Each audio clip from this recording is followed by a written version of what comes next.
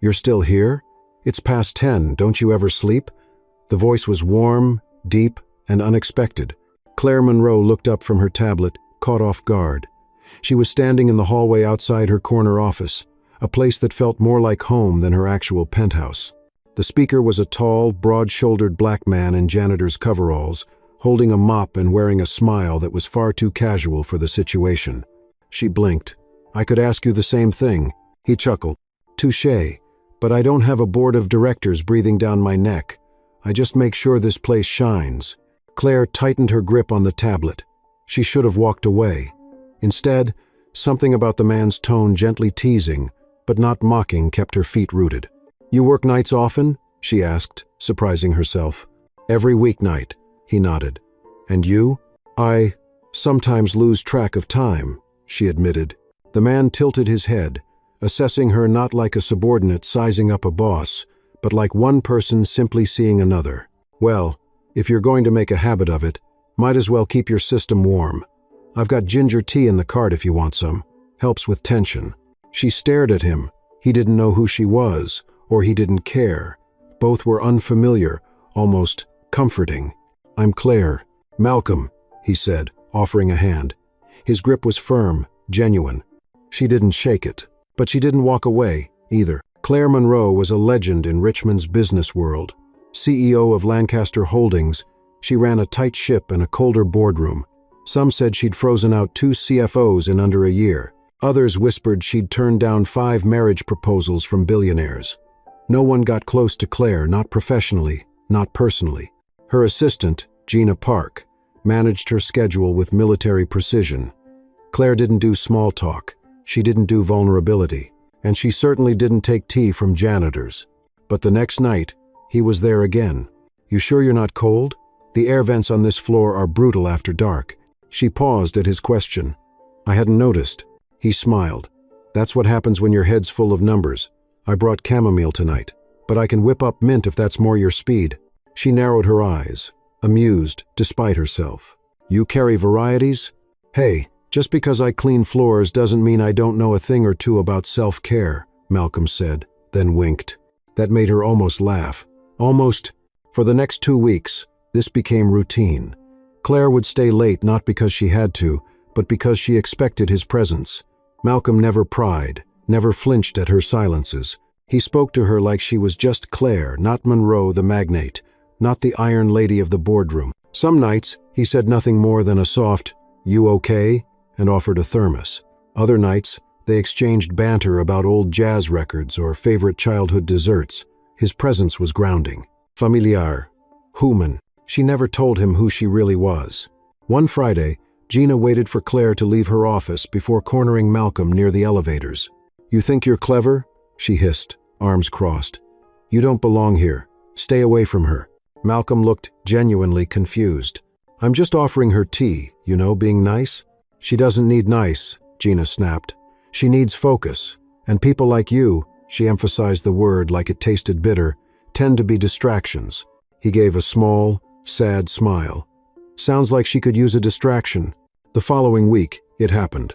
Claire had been working on the floor lounge, a soft-lit space with plush chairs and a private espresso machine. She'd removed her late grandmother's diamond bracelet while rubbing her wrist, a small moment of vulnerability. Then, she'd forgotten it. The next morning, it was gone. No alarms, no footage. Only Malcolm had been on that floor after her. Gina came to her, voice low. "We don't have evidence, but there's a pattern with people like him. He gets too familiar, then takes advantage. I told you to be careful." Claire said nothing. Her face was unreadable, but that afternoon, she signed the suspension order. Malcolm was to be investigated, and until then, removed from the premises. He didn't argue, didn't protest, just nodded and handed in his keys. "I hope you find it," he said gently, eyes meeting hers one last time. "And I hope it's not just the bracelet." That night, Claire sat alone in her office. She kept staring at the empty thermos Malcolm had once left behind, his last words replaying in her mind like a song she couldn't stop humming. "I hope it's not just the bracelet." And for the first time in years, Claire Monroe felt the sting of doubt not in others, but in herself. Claire stared at the security footage for the 5th time that morning. The grainy black and white image offered no new revelation, just empty hallways and shadows shifting in corners. Her bracelet was gone, and with Malcolm suspended, Gina had resumed her usual tight command of everything around her. "You shouldn't dwell," Gina had said earlier with her signature briskness. "The authorities are looking into it. If he's innocent, they'll clear him." But Claire didn't believe in coincidences, or at least, she hadn't until now. There was something in Malcolm's eyes when he left. Not anger, not guilt, just quiet disappointment, and something worse, hurt. That afternoon, Claire stepped into the janitorial supply room for the first time. No one noticed. It smelled of pine cleaner and worn leather. She found Malcolm's locker unlocked, almost as if he expected someone to come looking. Inside was a folded list titled Wednesday Orders, with items like Mrs. Lopez's tile edge, hallway 3B squeak, and extra sugar free for Miss Claire. Try honey instead. She stared at that last line. Honey? He had noticed her small grimace at the artificial sweeteners in the tea without her saying a word. That wasn't theft. That was someone paying attention. That evening, Claire did something she hadn't done in years. She left work before sundown. She walked past the neighborhood cafe, past the dry cleaner who nodded politely, until she reached an unmarked little store tucked between a gas station and a laundromat. A woman behind the counter looked up and grinned. "You must be the boss lady. Malcolm talks about you sometimes. Said you work too much and drink tea like it's punishment." Claire blinked. "He mentioned me? You're the one who gets his special blend, ginger and lemon balm. Said it keeps your fire from turning into smoke." Claire didn't respond. Just bought a jar and left. The next day she met with the internal compliance officer. "I want the investigation reopened, properly this time. I want you to look into everyone who accessed that floor after 9 p.m., not just Malcolm." The officer raised a brow. "That's not standard protocol." "Well, change the protocol, or I'll find someone who will." There was steel in her voice again, but now it was laced with something rarer. Guilt. 2 days later, she got a call. One of the evening staffers, a temp technician brought in to adjust the HVAC system, had been caught on a separate camera pocketing something small in a hallway far from the main footage loop. Cross-referencing his ID badge showed he had exited the 21st floor minutes after Claire had left. And in his locker, the bracelet. Recovered, unscratched, wrapped in a tissue. When Claire heard the news, she didn't feel vindicated. She felt ashamed. She had known on some level that Malcolm didn't belong in the suspect column, but she had let Gina's voice override her instinct. She called him that evening. Voicemail. "Malcolm, it's Claire. I owe you a conversation, and a lot more than that." She tried again the next day. Nothing. She asked HR for a forwarding address. They were hesitant, but gave it under reconciliation efforts. The house was modest, on the edge of the city, tucked behind a maple tree and a fence with peeling paint. She knocked. A child answered, a boy, no older than 10, with Malcolm's eyes. "Hi, is your dad home?" The boy nodded, turned, and called out. Malcolm appeared in the doorway moments later, wearing an old hoodie and holding a dish towel. "Miss Monroe." "Claire," she corrected quietly. "Can I come in?" He studied her for a moment, then stepped aside. Inside, the home smelled like cinnamon and soap. There were 2 mugs on the table, one half full. A set of Legos were scattered beside a stack of mail. "You didn't have to come," Malcolm said. "I did. She's Saturday. I failed you, and I want to make it right." "The bracelet?"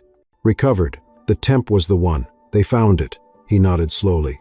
"I figured. Didn't think you'd really believe I'd do something like that." Claire looked down at her hands. "I didn't.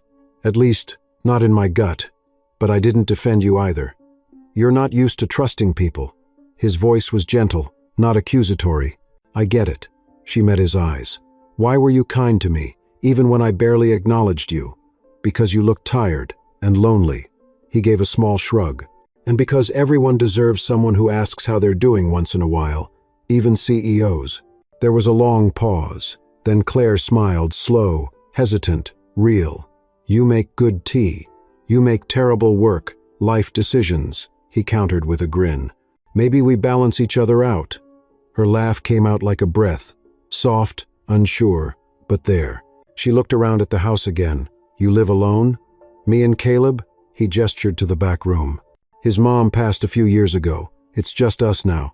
Claire nodded, a weight shifting in her chest. Not pity, something closer to respect. understanding. Would you ever come back? To Lancaster? Malcolm shook his head. Not unless I got to do it on my terms. Maybe not janitor. Maybe something else. Maybe. Something with tea consulting? She offered. He chuckled. Exactly. Oh. Claire stood to leave. At the door, she turned back. Malcolm, that first night, when you offered me tea, you were the first person in years to ask me if I was okay. Not what I produced, or what I decided, or what I controlled. Just me. You looked like you needed it. She nodded. Maybe I still do. And as she stepped out into the twilight, a light breeze tugging at her coat, Claire realized something else. The bracelet wasn't the only thing she'd recovered. Something deeper had shifted. A part of her had begun to thaw, and for the first time in a long time, she was curious where that might lead. Sunday morning crept in slowly through the sheer curtains of Claire's apartment. For the first time in years, she had slept in not from exhaustion but from a sense of unexpected peace. Her phone buzzed lightly beside her. A message, unknown number. Hope you're warm today. Ginger tea works better with a touch of honey and silence. No name, no signature. But she knew, and for a moment she simply stared at the screen, allowing the softness of the words to linger like steam from a freshly poured cup. She brewed the tea herself, just the way he'd suggested. No boardrooms, no agendas, just warmth. The sharp edge she wore like armor was still there, but it was dulled, now made human again by something so small, so uncalculated. Malcolm's presence had done something she couldn't explain. He hadn't tried to fix her, he'd simply seen her. By Tuesday, Claire found herself rearranging her schedule, not for meetings, not for quarterly reviews, but for a detour, a stop by the community garden 2 blocks from the company's warehouse. It was Malcolm's part-time project, something she'd discovered through a quiet conversation with Caleb's schoolteacher, who'd recognized Claire from a charity gala. He keeps the place running, the woman said. Pulls weeds like it's therapy. Talks to the kids about composting and dignity like they're the same thing. Claire had smiled, amused and curious, so she went. She watched from the gate at first. Malcolm in faded jeans, sleeves rolled, coaxing sunflowers into standing tall. Caleb darted around, laughing with 2 other children. Claire didn't enter. Not yet.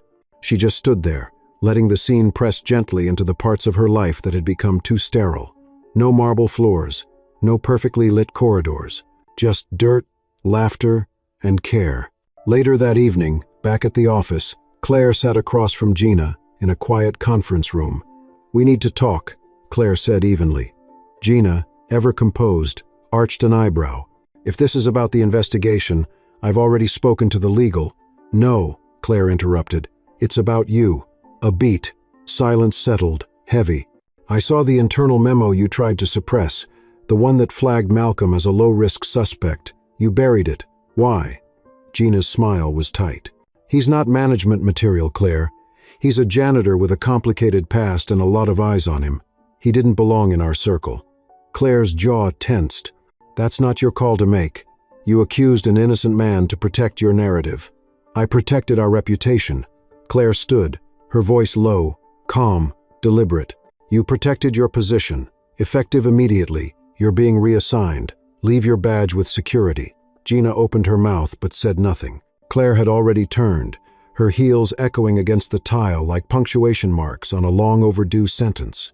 The next day, she stood once again at the garden gate, but this time she stepped through. Malcolm looked up, brushing soil from his hands. Didn't expect to see you here in heels. Habit, she replied with a smile. I'll adapt. He handed her a trowel. Start with the tomatoes. They're stubborn this year. She knelt beside him, unsure, awkward but willing. They worked in companionable silence. At one point, Malcolm passed her a small glass bottle. Hand lotion, he explained. The dirt'll dry your skin. She blinked. You think of everything. Just the important stuff, he replied, glancing at her briefly, a spark of humor in his eyes. They talked that afternoon not about business, not about failure or betrayal, but about music, old radio shows, childhood recipes. Claire confessed her mother had made gingerbread every Christmas, but she'd stopped baking when she left for college. No time, she said softly. Malcolm nodded. Maybe it's time to find some. Later, as the sky darkened and the garden grew quiet, Claire stood beside him at the edge of the fence. "You know," she said, "when you first offered me that tea, I thought you were meddling." He smiled. "I was, just, gently. No one's ever seen past the title. Not since I took this job. You're more than a title, Claire. You're someone who came back. That means something." She didn't reply right away. Instead, she pulled a small paper bag from her coat pocket. "This is for Caleb." He opened it inside, a model train kit. He said he loved trains. Malcolm's face softened. "Thank you. He'll love this." She turned to leave, but paused. "Malcolm? Yeah? I'm not used to this. People, kindness without condition." "That's okay," he said. "We've got time." That night, Claire lay awake, watching the ceiling. Not from stress, but from thoughts that lingered with quiet insistence. There was something dangerous about vulnerability, how it opened you up, how it whispered that maybe you didn't have to carry the weight alone. And yet, there was something freeing about it too. A kind of soft rebellion against the coldness she'd grown used to. A week passed, then two. Malcolm didn't call, but he didn't disappear either. They met at the garden twice more. Spoke in brief, honest sentences. Shared soup and silence and sometimes laughter. On the third visit, Claire brought a thermos of her own blend, ginger, honey, and just a hint of cinnamon. "I'm learning," she said, handing it to him. He took a sip, smiled. "You're a quick study." And just as she turned to leave, he called out, "Claire?" She stopped. "Yes? You don't have to knock next time. The gate sticks anyway." She nodded. And for the first time in a long while, Claire Monroe walked away not as a CEO trying to fix a broken world, but as a woman beginning to let someone into hers. It was a Wednesday afternoon when Claire decided to invite Malcolm and Caleb to the company's annual spring fair, an event typically reserved for executives and their families. This time, however, she wanted to shift something, quietly but deliberately. The courtyard had been transformed into a vibrant space with food trucks, local jazz musicians, and picnic tables dotted with pastel umbrellas. Claire stood near the entrance in a pale blue blouse, her heels traded for modest flats. She spotted them instantly, Malcolm in his worn denim shirt, Caleb gripping his father's hand, eyes wide at the sight of cotton candy machines and balloon animals. "This island, different," Malcolm murmured as he approached her. "It's still your company, but it feels less like a fortress." "Maybe it's time it felt more like a home," she replied, offering him a soft smile. "Thank you for coming." Caleb was already tugging at Malcolm's arm, eyeing a row of beanbag toss games. "Can I, Dad? Please?" Malcolm laughed. "Go on, bud. Just don't win too many prizes." Claire watched the boy run off, his laughter trailing behind him like a ribbon in the wind. Later that evening, as the sky blushed with sunset, Claire stood near a canopy table chatting with the event organizer when Gina approached. Still officially reassigned, she had come to the fair in a reserved, almost strategic way, as if to remind everyone she still lingered in the periphery of power.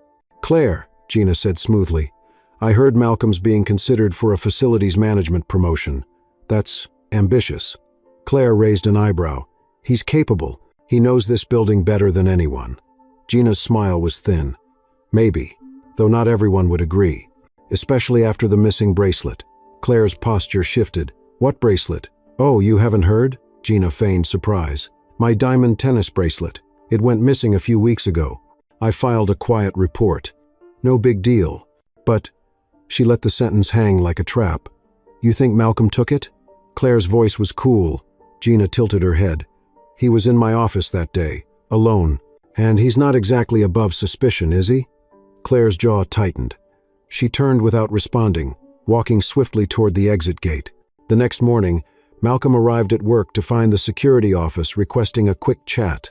Claire watched from the mezzanine, arms folded, her heart unusually unsettled. He emerged 15 minutes later, confused but calm. They hadn't found anything. No bracelet, no evidence, just a seed of doubt, planted and watered. That evening, she found him in the garden, shoveling compost. "You heard?" he asked before she spoke. "I did," she replied, stepping beside him. "You didn't do it." "Thank you," he said simply, wiping sweat from his brow. "That means more than you know." There was a silence. Then he looked at her. "But someone wants me gone." Claire nodded slowly. "Gina," she said quietly. "She's terrified of losing power, and she thinks you're..." unpredictable. "I'm not playing politics," he said. "Never have. I just fix things. Floors, heaters, sometimes people." Claire let out a small laugh, unexpected. "You fix people?" "Sometimes," he said with a smile. "Even CEOs." 2 days later, Claire made a quiet visit to Human Resources. A review of surveillance footage, swipe card logs, and building access began. Privately, no press, no escalation. Just methodical truth-seeking. A pattern emerged. Gina had returned to the office 3 times after hours during the week of the alleged theft. Alone, without scheduling it, Claire had the footage pulled. She watched as Gina entered her own office late one evening, paused, then retrieved something from her lower desk drawer and slipped it into her bag. No report filed, no urgency, just opportunism. It took 2 more days to confirm the bracelet's location in a lockbox registered under Gina's name at her gym locker. Claire waited. The confrontation happened not in a boardroom, but in the parking garage. A late Friday evening. Claire leaned against her black SUV, arms folded. Gina approached, keys in hand. "I know," Claire said evenly. Gina froze.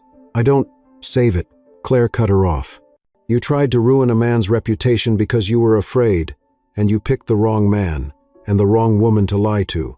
Gina's eyes flickered. "You have no proof. I have footage, logs, motive. You'll resign, tonight, quietly. You'll say it's for personal reasons, or I go public. Your choice." Gina's breath hitched, but she nodded.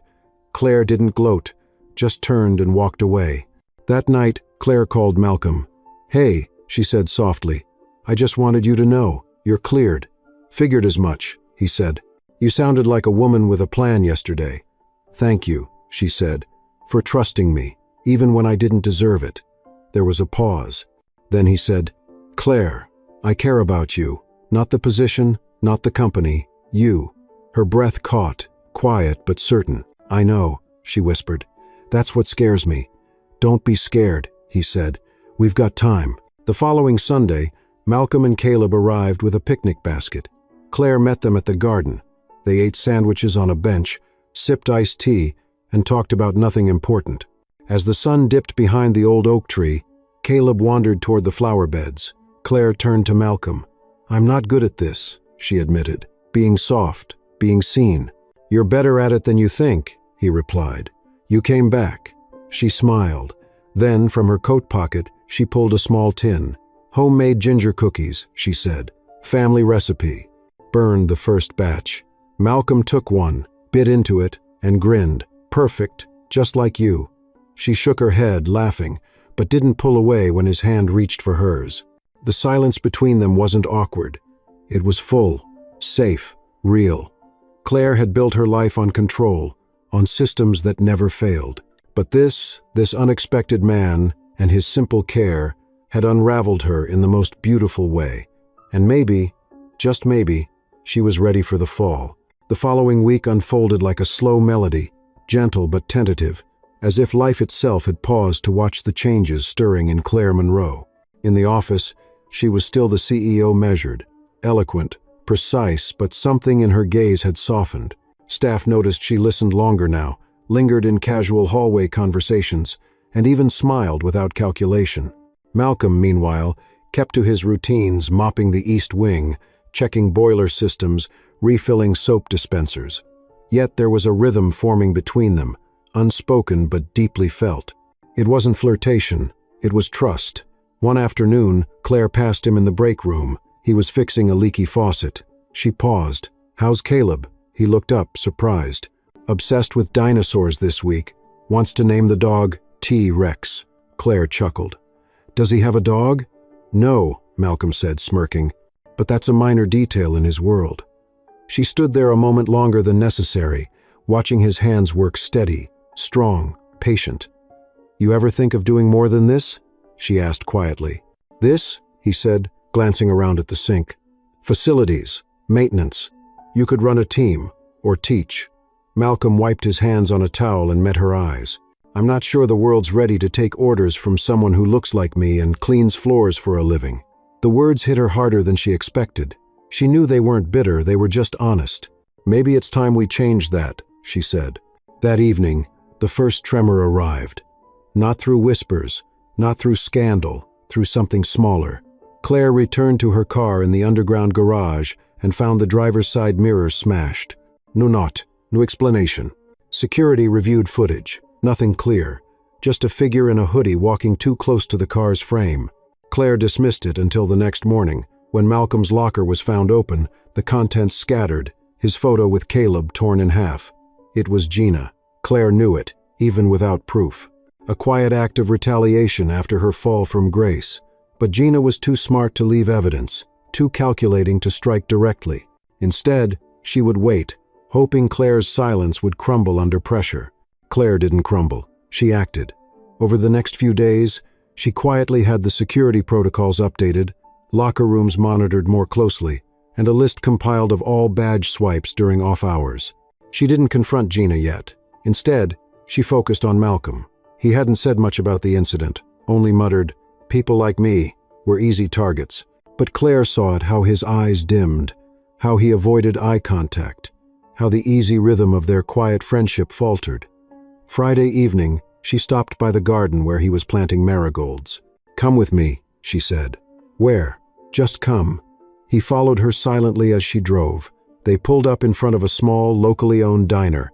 It wasn't fancy, but it was warm, filled with the aroma of fried chicken and fresh pies. She led him to a booth in the back. "I come here when I need to remember who I am," she said. "Not the boardrooms, not the forecasts, just me." Malcolm nodded slowly, taking in the red vinyl seats and clinking silverware. "It's good," he said. "Feels like Sunday mornings." They ordered meatloaf and iced tea, talked about old cartoons, favorite sandwiches, and embarrassing high school dances. And then, midway through her slice of lemon meringue pie, Claire looked up. "They're trying to break you." "I know. But they won't." "Why not?" She leaned forward. "Because you've already survived worse. And because I won't let them." His gaze lingered on her. "You shouldn't have to fight for me." "Maybe," she said. "But I want to." After dinner, they stood by her car. A quiet hum filled the night. Then Claire pulled something from her coat pocket. A new photo, Caleb's picture, reprinted and laminated. "I had a copy made," she said. "It's not the same, but maybe it's a start." Malcolm stared at it, then back at her. "You didn't have to do this." "I know," she replied. "But you matter, Malcolm, more than you let yourself believe." He took the photo gently, as if it were something sacred. "Thank you. And for the record," she added with a soft grin, "if you ever want to name a dog T-Rex, I'll back you up." He laughed, a deep, warm sound that echoed into the evening. But even as they stood there, something darker moved behind the scenes. Claire's assistant, a young man named Jordan, had been watching. Hired only 6 months ago, Jordan had recently been approached by Gina, who offered him a promotion if he kept tabs on Claire. "Nothing illegal," she said, "just awareness." But now Jordan saw something more, a bond between Claire and Malcolm that could shift the balance of loyalty within the company. And Gina, bitter and resourceful, would not let that happen quietly. The next morning, Jordan approached Gina's temporary office, hesitant but firm. "They're getting close," he said. "She's defending him, personally." Gina didn't react, just tapped her pen against a notepad. "Good, then we know her weakness." Jordan frowned. "I'm not sure I signed up for—" "You signed up for a future," Gina cut in. "Don't forget that." Back in her own office, Claire sat alone, staring at her reflection in the window. She thought of Malcolm's hands in the dirt, Caleb's laughter, the taste of lemon meringue, and beneath it all, the steady, building weight of something she hadn't felt in years: hope. But hope was fragile, and she had enemies who knew how to shatter it. As the sun dipped beyond the skyline, Claire whispered to the glass, "Don't break him." And deep down, a quiet vow formed. She would protect Malcolm Rivers, not just because he mattered to her, but because, for the first time in her life, she had something worth protecting that wasn't made of profit margins or legacy. It was made of tea, kindness, and one man's steady belief that even the coldest hearts could thaw with a little warmth. On Monday morning, the air inside Monroe Industries felt heavier than usual. It wasn't just the humidity clinging to early April, it was something less tangible, something that lingered between whispers and glances. Malcolm noticed it the moment he walked into the building, A few employees who used to greet him with nods or warm hellos now avoided his eyes. One woman from accounting, usually friendly, clutched her purse a little tighter as she passed him in the hallway. At first, he brushed it off. Maybe they were having a bad day. But by the time he reached the break room and saw the flyer tacked to the bulletin board, "Company property is everyone's responsibility. Report suspicious behavior," his chest tightened. The words weren't accusatory, not directly, but their presence wasn't innocent either. Something was stirring, and he could feel it crawling under his skin. Claire sat in her office, staring at her inbox. Anonymous reports, concerns from staff about inappropriate closeness between leadership and non-executive employees. Phrases like favoritism and undue influence peppered the summaries. Claire wasn't naive. This wasn't coincidence. It was orchestration. Gina might have resigned quietly, but she hadn't vanished. And someone, likely Jordan, was helping her plant these seeds. What Gina couldn't accomplish through power, she now attempted through rumor. Claire rose from her desk and walked to the window. Down below, Malcolm was trimming hedges by the side garden. Caleb had mentioned he liked making the edges look like waves. It was a small detail, but Claire remembered. Her hand gripped the window frame. This wasn't just about Malcolm anymore. It was about dignity. It was about truth. It was about a man who asked her if she was cold, who handed her ginger tea when she looked pale, and who never once looked at her like she was unreachable. It was time to respond. She called an emergency meeting with HR. Her voice was measured, but firm. "I will not tolerate weaponized gossip being used as a tool of exclusion. There will be no backdoor smear campaigns. No employee should feel like they're being punished for being noticed." The HR director hesitated. "We just want to ensure professionalism is maintained, Claire." "And I want to ensure humanity is," she replied coldly. "Let's not confuse silence with integrity." Afterward, she headed to the janitorial supply wing, found Malcolm rinsing out a mop. He turned when he saw her. "You okay?" he asked, always asking. She nodded. "We need to talk." They stepped outside where the air was clearer. She told him about the reports, the undercurrent of suspicion, the memo. His shoulders tensed, but he didn't interrupt. "They think I'm your weakness," she said finally. "They think kindness is something I should be ashamed of." "Do you feel ashamed?" he asked gently. "No," she said. "I feel furious." He chuckled dryly. "Then you're still human." She reached for his hand. "If this gets worse, they'll come after you harder. Caleb, everything." Malcolm looked away for a moment, eyes scanning the city skyline. "Let them. I'm not afraid of shadows." She exhaled, then whispered, "Neither am I." But fear crept in anyway. That night, Claire's condo buzzer rang at 9:23 p.m. It was Jordan, holding a manila envelope. She didn't invite him in. He handed it to her and muttered, "I didn't want to do this, but they're pushing me." She opened the envelope. Inside were photos, grainy, clearly zoomed in, but unmistakable. Her and Malcolm in the garden, her laughing, him offering tea, a hand resting briefly on her back. Harmless moments, human moments. And yet, Jordan's voice trembled. "They're framing this as something more. Undue influence, that you're compromising your leadership." Claire stared at him. "Why are you bringing this to me?" "Because I think what they're doing is wrong," he said. "But I also think you're in danger. If they release these to the board, then I'll respond." She cut him off, publicly and without shame. "It won't be enough," Jordan whispered. "They don't want answers. They want you to break." Claire's voice dropped. "Then they'll be disappointed." The next morning, she called Malcolm to her office. He looked at the photos silently, flipping through them slowly. "They think we're sleeping together," he said flatly. "That's what this is really about, isn't it?" Claire didn't respond right away. Then she said, "They're trying to devalue you. By suggesting the only reason you've risen is because of me, because you're, what, charming? Kind? Because I'm not supposed to exist in their version of this place," Malcolm said.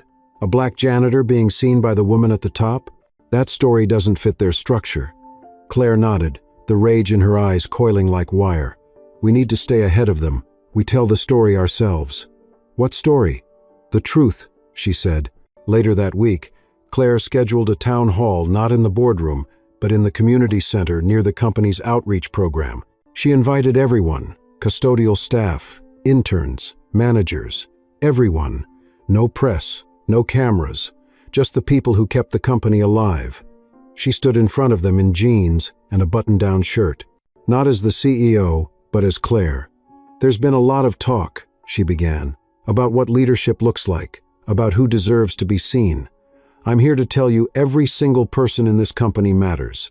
Whether you wear a suit or carry a broom, whether you've been here 20 years or 2 months. She glanced toward the back. Malcolm stood near the wall, hands in pockets, watching her not as a superior but as a partner. "If kindness is a scandal, then let me be the headline," she continued.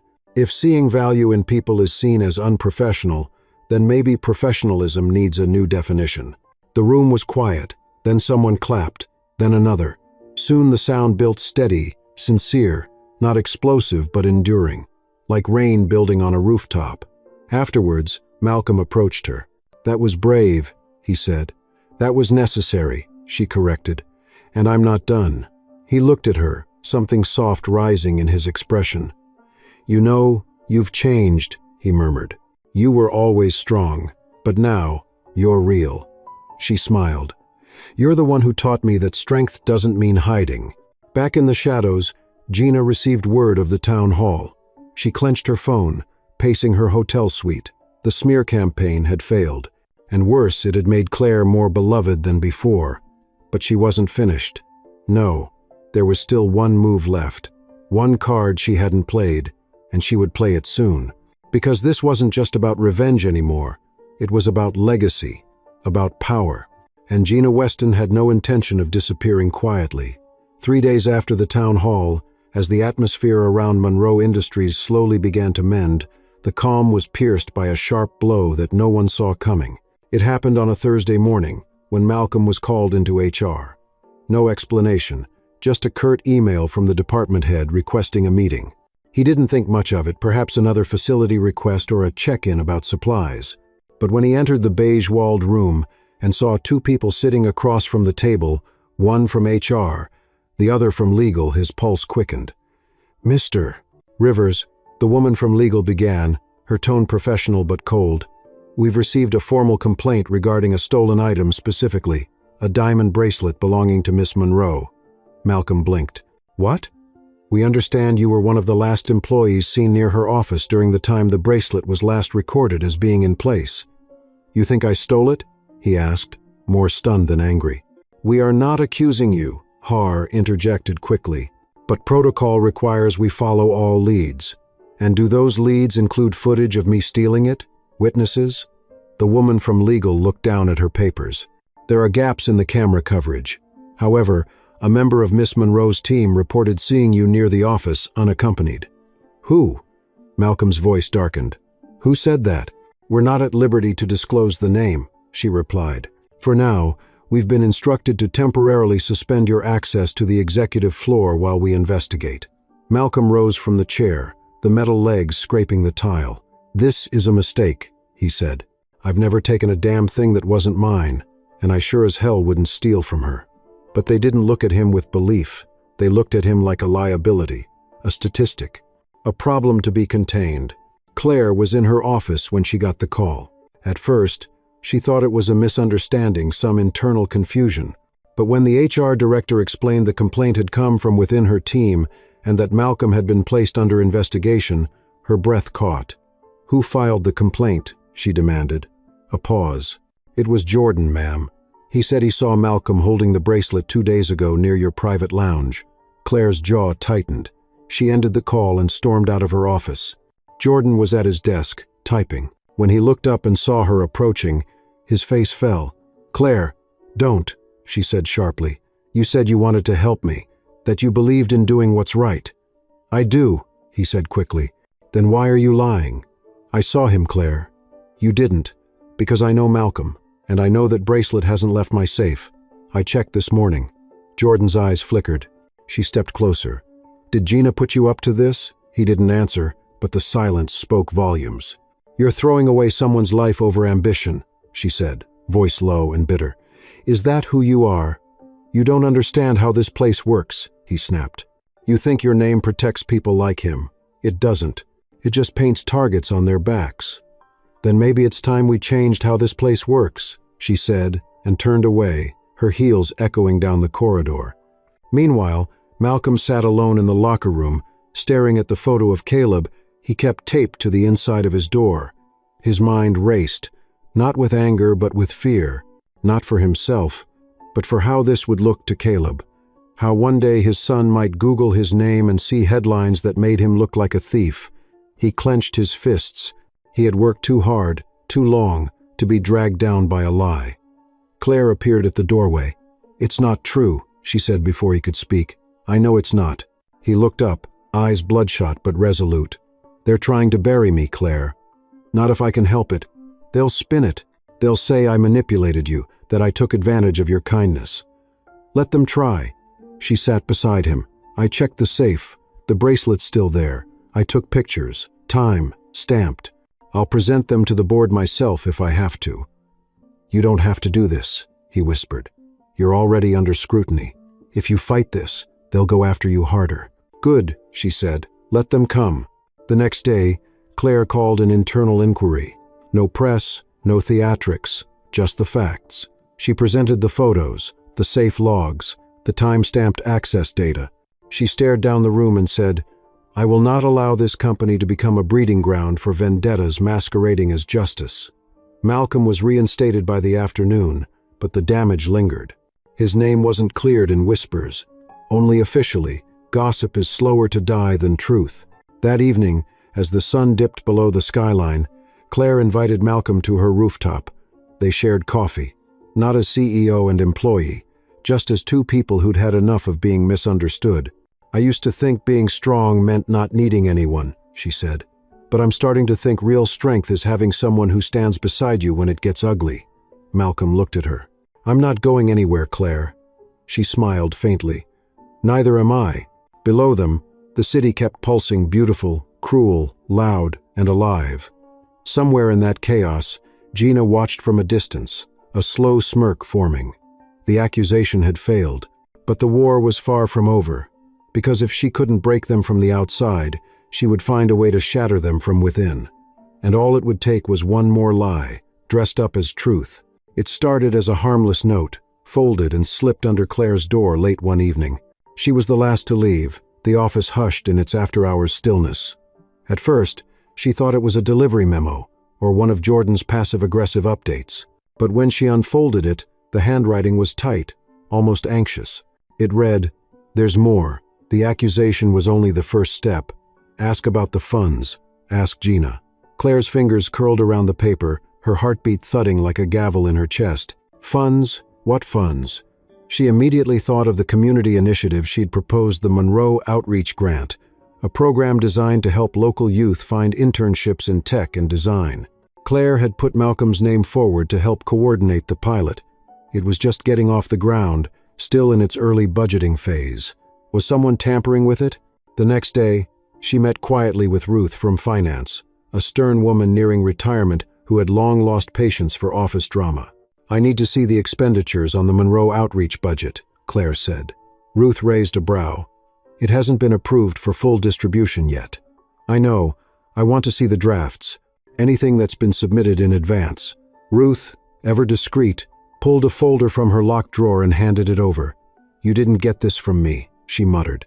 Claire flipped through the sheets. On the surface, everything appeared legitimate: staffing costs, youth outreach liaisons, equipment estimates. But then she saw it. A vendor listed as Graylight Solutions, $45,000 allocated for community hardware enhancements. The name meant nothing to her. "Graylight?" she asked. Ruth pursed her lips.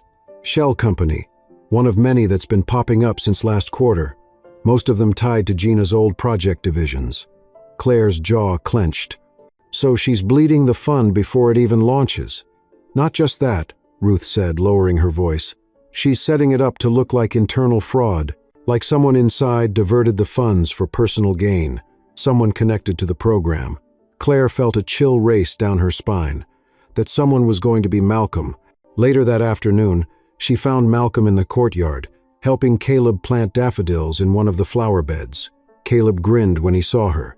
"Miss Monroe, Dad says daffodils mean hope. Is that true?" Claire smiled, kneeling beside him. "It Island. They bloom early, even when it's still cold, kind of like courage. Malcolm's gaze met hers, steady but curious. After Caleb wandered off to rinse his hands, she whispered, "They're trying again. This time it's about the grant fund." "Let me guess," Malcolm said dryly. "I'm the thief again?" "Not yet, but the paperwork is being twisted to make it look like you are." Malcolm shook his head. "You know, when I was a kid, my mother used to say that justice is like an old staircase. It creaks, and it breaks, but it still gets you to where you're going if you don't give up." Claire's lips tightened. "Then we'd better fix the railing, because someone's trying to collapse it completely." "Oh?"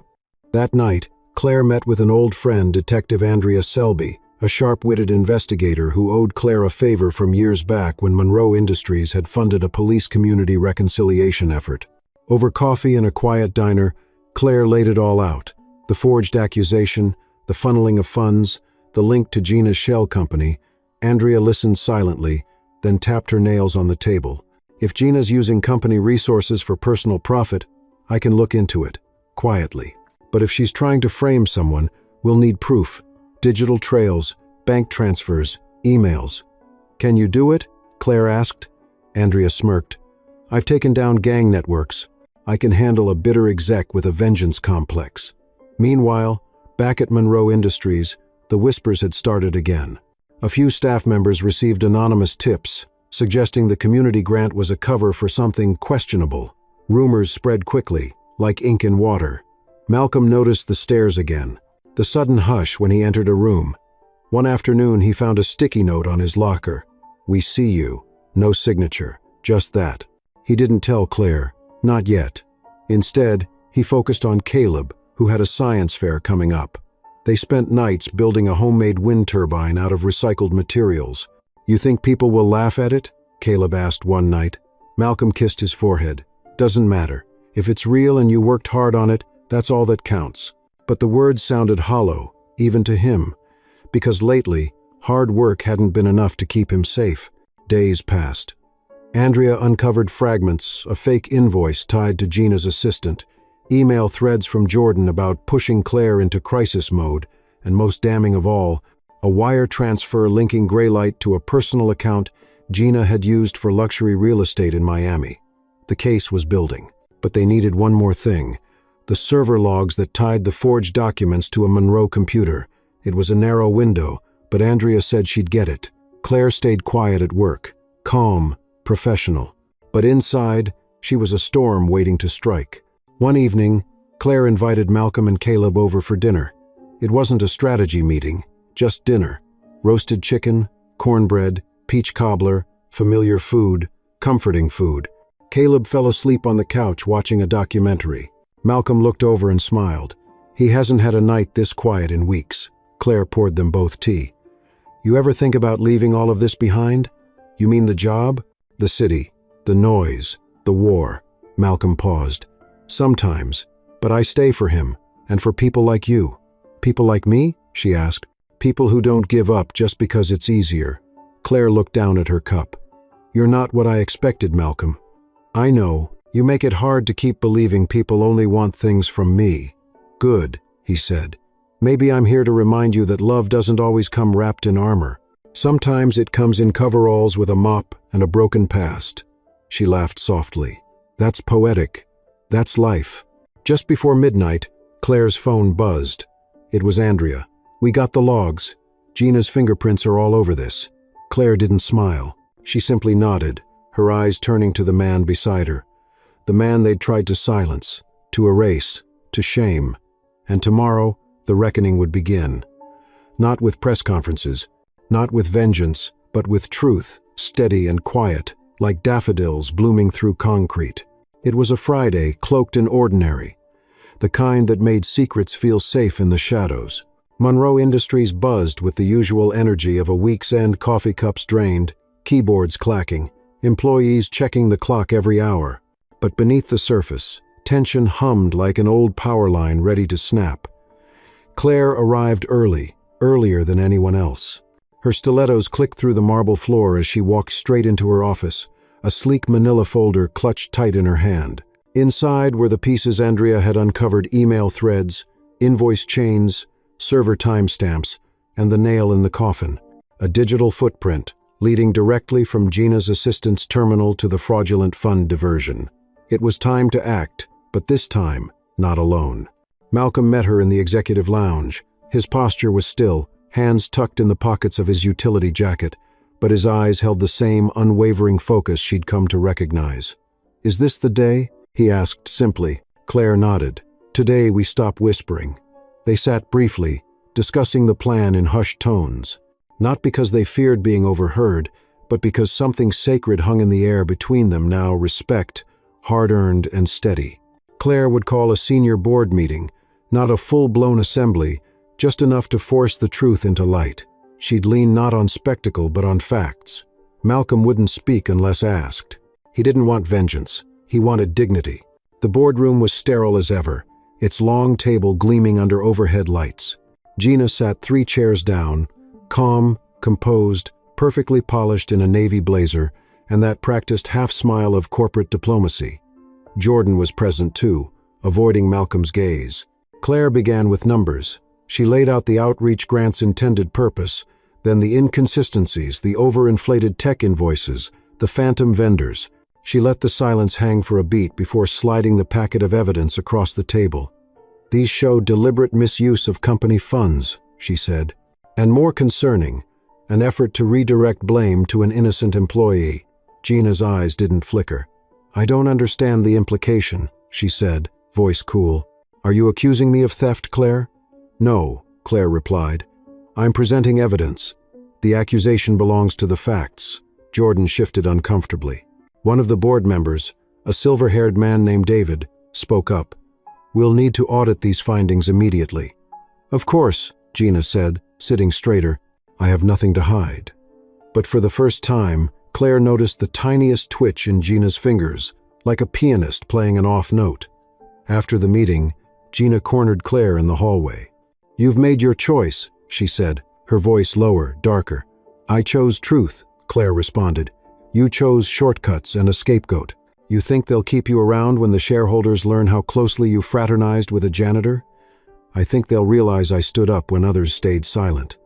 Gina's smile vanished. "You're a fool, Claire. Sentimentality doesn't belong in leadership." Claire leaned in. "No, but integrity does." The day passed like a slow burn. Rumors swirled, departments buzzed. Malcolm kept his head down, not out of fear but focus. He cleaned the break room like he always did, refilled the coffee pot, nodded at passing staff who now met his eyes again, albeit sheepishly. A few even mumbled apologies. He didn't need them, but Caleb had called during his lunch break, excited about the science fair. "I think we might win, Dad. My turbine spins faster now. I used a soda can blade." Malcolm had smiled then, warmth returning to his bones. "That's my boy." End of 40. That evening, as Claire left the office, Malcolm was waiting outside near the garage. He held 2 paper cups, one steaming. "Ginger tea," he said. "It's cold tonight." She took it, their fingers brushing. "I'm sorry," she said softly. "You were right. They were going to try again." He shook his head. "I'm just tired of proving I'm not a problem. I'm just a man trying to survive with his kid." "You're more than that," she said. "You're part of the reason I started to believe again." Malcolm looked at her, not with awe, but understanding. "You don't have to fix the world, Claire. Just don't let it break you." Her chest tightened. "They'll start the official audit Monday. It might take weeks. Then we wait, and we stay standing." 2 days later, a surprising visitor arrived at Monroe's facilities, Detective Andrea Selby. This time not in plain clothes, but her full uniform.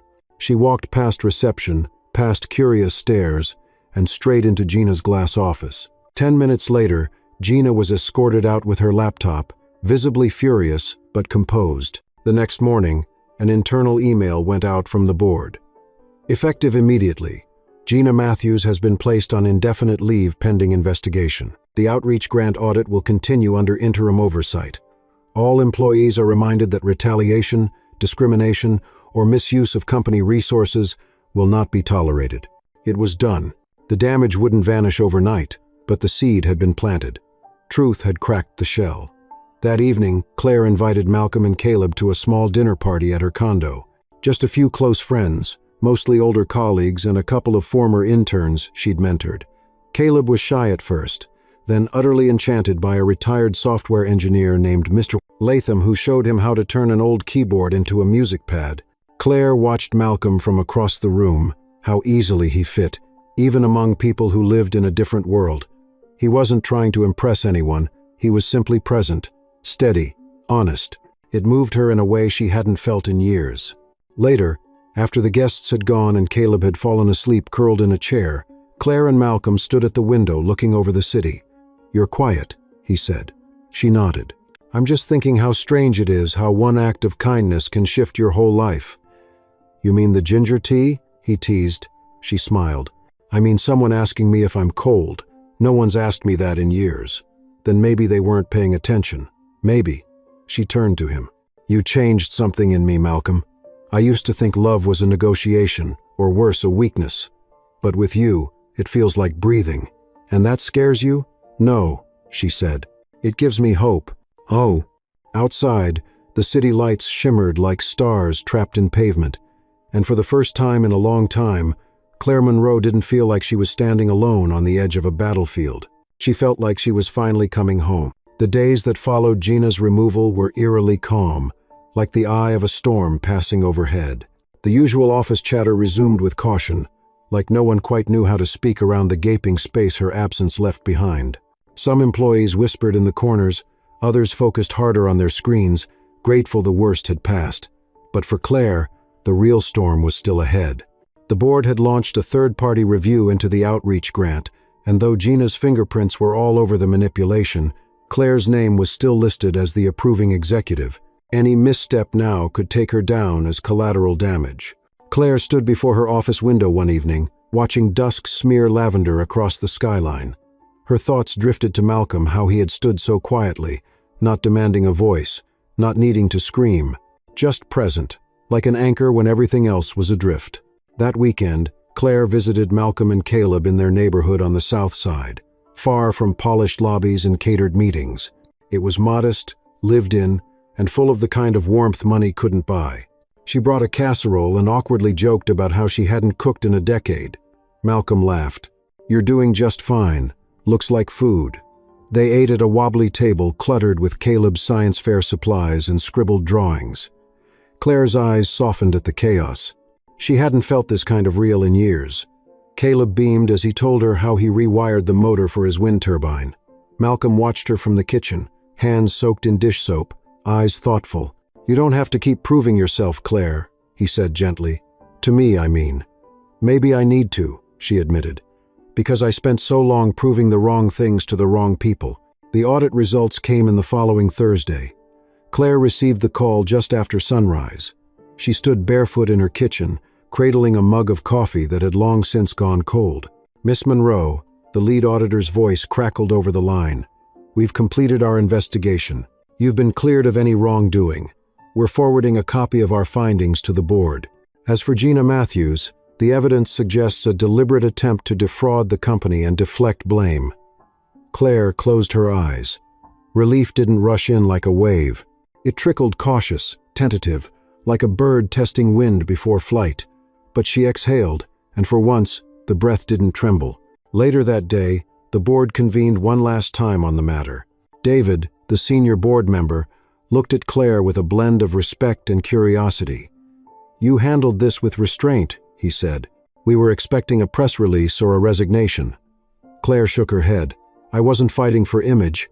I was fighting for truth." "And the janitor?" someone asked, not unkindly, but with that detached curiosity executives always wore. "His name is Malcolm Rivers," Claire replied, "and he's not just a janitor. He's the kind of man this company should be proud to stand beside." There were murmurs, nods, a shifting of perceptions that had taken too long to arrive, but they arrived nonetheless. That night, Malcolm was working late, not because he had to, but because he found peace in the quiet hours. He swept the empty hallway outside the executive suite, the rhythm of the broom grounding him. Claire found him there, holding 2 cups of tea, a quiet echo of their ritual. She handed one to him. "I got cleared today." "I know," he said with a small smile. "You told me you would be. I didn't know if I believed it when I said it." "Doesn't matter," he said. "You believed it enough to fight." They sat on a bench outside the building, the city humming in the background. Claire hesitated, then said, "I want to offer you something, not a job, something better." Malcolm raised a brow. "Better than mopping floors at a Fortune 500 company?" She smiled. "I want you to co-lead the Monroe Outreach Initiative. Officially. Title, salary, full respect. I'll handle the politics, you handle the people." He was silent for a long moment, the weight of the offer stretching between them. "Why me?" "Because you see people, Malcolm. You look past walls, past mistakes. And that's exactly what the next generation needs to learn from." He chuckled. "I'll think about it." "Take your time," she said, "but not too long. We've got work to do." Amen. A few days later, Malcolm stood on stage at Caleb's school, presenting their wind turbine at the science fair. Claire sat in the front row, clapping louder than anyone. Afterward, when the judges announced Caleb's project had won second place, the boy turned to Malcolm, eyes wide. "We did it, Dad." "No," Malcolm said, resting a hand on his shoulder. "You did it. I just held the flashlight." As they walked to the car, Caleb skipped ahead, humming. Claire turned to Malcolm. "You know, that's what you've done for me too." He tilted his head. "Held the flashlight?" "Yes, through some pretty dark places." Malcolm looked at her, really looked, the way people do when they realize something's shifted. "And you're not afraid of the dark anymore?" She smiled. "Not when you're holding the light." There was no kiss, no grand romantic flourish. Just two people standing side by side in a school parking lot, understanding each other in the deepest way possible. It was a beginning, quiet and powerful, the kind that grows roots instead of fireworks. And as they drove away into the city night, Claire glanced in the rearview mirror at Caleb's sleeping form, then at Malcolm's profile beside her. She didn't say it aloud, not yet, but the truth settled in her chest like something permanent. This wasn't just healing, this was home. It was almost spring when the past finally caught up to the present. The wind in Chicago had softened slightly, shedding its winter bitterness, and the city seemed to stretch itself toward warmth again. Trees whispered with the promise of budding leaves, and windows cracked open just enough to let in fresh air and the quiet hum of street life. But for Claire, something remained unsaid, hovering in the air between her and Malcolm like a ghost, neither of them dared to speak to. At work, Malcolm had begun stepping into his new role with quiet command. His name was now etched on the door of a modest glass office, 2 floors below the executive suite Monroe Outreach Program Director. Claire had made good on her promise, giving him not just a title but autonomy, budget control, and a team of 3 bright young minds who hung on his every word. Watching him navigate leadership with humility stirred something deep in her respect, admiration, something warmer still. But with the new position came scrutiny, and not all of it from strangers. It was during a routine compliance review that HR flagged Malcolm's personnel file. A quiet email to Claire's assistant led to a hushed conversation, then a polite but firm suggestion that perhaps it would be prudent to officially disclose any relationship that might be perceived as favoritism. Claire froze. She hadn't thought of what they were doing as a relationship. They weren't dating. There were no dinners by candlelight, no whispered promises. But there was a trust, an intimacy, a wordless understanding that tethered them. And now that too was under a microscope. That evening, she asked Malcolm to meet her at the lakefront near Navy Pier, away from the eyes of Monroe Industries. The sun was beginning to set, casting molten gold across the water. Claire leaned on the railing, her hair pulled back, her posture stiff. "Malcolm, we need to talk," she said. He joined her at the edge, silent. She took a breath. "HR flagged us. They're not accusing us of anything yet, but they've recommended we file a disclosure." "A disclosure," he repeated, like the word had a sour taste. "About what?" "About us. About whatever this island." He looked at her, eyes searching. "And what is this?" She hesitated. "It's something important, but maybe not important enough to jeopardize everything we've built." "Is that what you think I'm doing?" he asked, voice quiet. "Jeopardizing you?" "No," she said quickly. "That's not what I meant. This world, Malcolm. It's not kind to stories like ours." He stepped back. "No, it's not. But I thought we weren't pretending anymore." Claire turned toward him. "I'm not pretending. I'm trying to protect you." "Then why does it feel like you're protecting them from me?" Silence stretched long and thin. The lake lapped gently at the shore. "I'm not ashamed of you, Malcolm," she said finally. "I'm terrified of losing everything I've fought for, of giving them another reason to doubt me, to mock me." "You think I haven't lived my whole life giving them reasons?" he asked, his voice cracking not with anger but exhaustion. "You don't get to lecture me on fear, Claire." She closed her eyes. "Then what do we do?" He shook his head slowly. "Maybe nothing. Maybe we keep walking in the same direction but on different sidewalks." Days passed, quiet and strained. At work, they spoke through assistants. In meetings, Claire's eyes avoided his.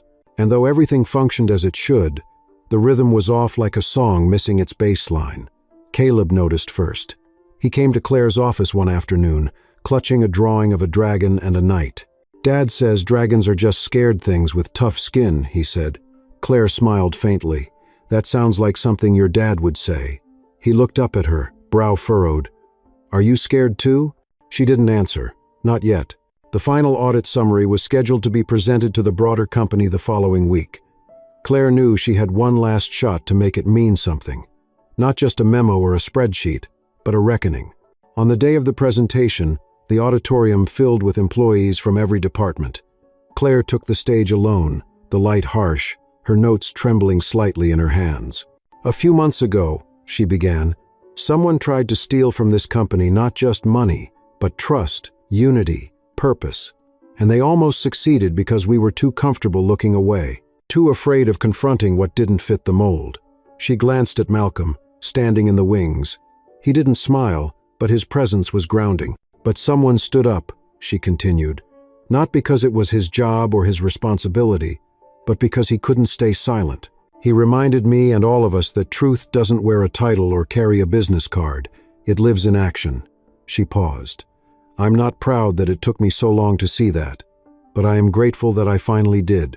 There was quiet applause. It wasn't thunderous, but it was real. Afterward, as people filtered out, Malcolm approached her. "Nice speech," he said. "Thanks," she replied. "I meant it," he nodded. "So did I." She looked up at him, for the first time not as a CEO trying to save face, but as a woman trying to understand the shape of her heart. "I don't want to walk different sidewalks anymore," she said. "Then don't," he replied. "I've been waiting at the corner this whole time." That night, they walked to the same bench near the lake. No fanfare, no HR forms, just 2 cups of ginger tea, 2 tired souls, and the slow rebuilding of something that might be love. Not the kind splashed across movie screens or printed on holiday cards, but the kind you earn, the kind forged in hard truths, silent rooms, and the spaces between what is said and what is felt. And as they sat beneath the stars, Claire reached for his hand not out of desperation, but because for once she wanted to. And for Malcolm, that was more than enough. The morning of the community center ribbon-cutting dawned gray but hopeful. The sky threatened rain, but the city below buzzed with a quiet kind of anticipation. It had been nearly a year since Claire Monroe's world had tilted, and now it felt as though the pieces had not only been picked up, but put back together in an entirely new shape. The Monroe Community Initiative, once a line item on a corporate PR deck, had taken on real, breathing life. The center, a revitalized brick building on the south side, stood proudly amidst rows of modest homes and family-run shops. What had once been a forgotten lot, riddled with graffiti and broken glass, now held classrooms, workshops, and a small tech lab with second-hand but functional computers. The staff were mostly locals people who believed in the work not because it looked good on a resume, but because they knew what it meant to be overlooked. Claire arrived without an entourage. She wore jeans, sneakers, and a navy windbreaker, her hair tied back in a low ponytail. No one recognized her at first. She liked it that way. She moved through the hallways quietly, running her fingers along the smooth walls freshly painted by neighborhood volunteers. In one room, Caleb stood at a whiteboard, excitedly teaching a group of younger kids about clean energy. His voice was loud, his gestures animated, his joy unmistakable. Across the room, Malcolm leaned against the doorframe, arms crossed, watching his son with quiet pride. Claire joined him, shoulder brushing his. "He's really found himself here," she said softly. Malcolm nodded. "It's not the building, it's the belief. Someone finally believed in his ideas." She looked at him. "Someone finally believed in you." He smiled, not needing to reply. The crowd gathered outside just before noon. Folding chairs lined the sidewalk, and neighbors stood with their arms crossed against the chill, bundled in coats and knit hats. Someone passed out styrofoam cups of coffee. There was no press, no reporters, just people. Claire stepped up to the makeshift podium with a slight tremble in her voice that no one seemed to mind. "We didn't build this center to polish the image of a corporation," she began. "We built it because we needed it.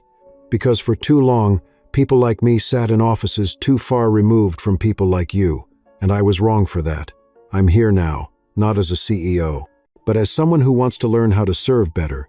There was a hush, followed by a few quiet claps, then a ripple of genuine applause. Not thunderous, but real. Later, as the ribbon was cut and children raced inside to explore their new space, Claire and Malcolm stood together by the garden beds, which still waited for spring to fill them with green. "You could have let someone else speak today," Malcolm said gently. "It would have been easier." "Maybe," Claire replied, "but I needed to say it out loud. I needed to be seen not just for the things I've fixed, but for the things I once ignored." He reached down, plucked a pebble from the soil, rolled it between his fingers. "You've come a long way, Claire." "Not alone," she said. "Never again alone." That evening, back at Malcolm's apartment, the three of them, Claire, Malcolm, and Caleb, shared a dinner of roasted chicken, mashed potatoes, and 2 salty green beans that Malcolm had overcooked. They laughed anyway. Caleb teased him mercilessly. Claire couldn't remember the last time she had eaten without checking her phone, without the echo of a looming meeting in her head.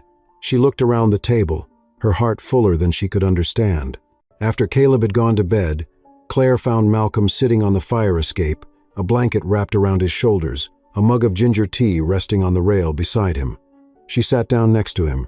The city lights flickered beneath them, and somewhere in the distance, a dog barked. "It's quiet tonight," she said. "I like quiet," he replied. "Me too," she whispered. For a while, neither of them spoke. Then Claire reached into her coat pocket and pulled out a small velvet pouch. She placed it in Malcolm's hand. "Open it," she said. He did. Inside was a simple bracelet, braided leather, with a small silver charm engraved with a single word: trust. "You once told me that trust is the only currency that matters," she said. "I didn't know how to earn it then, but I hope I've started." Malcolm looked down at the charm, then back at her. His voice was low. "You didn't just start, Claire. You finished what most people never dare to begin."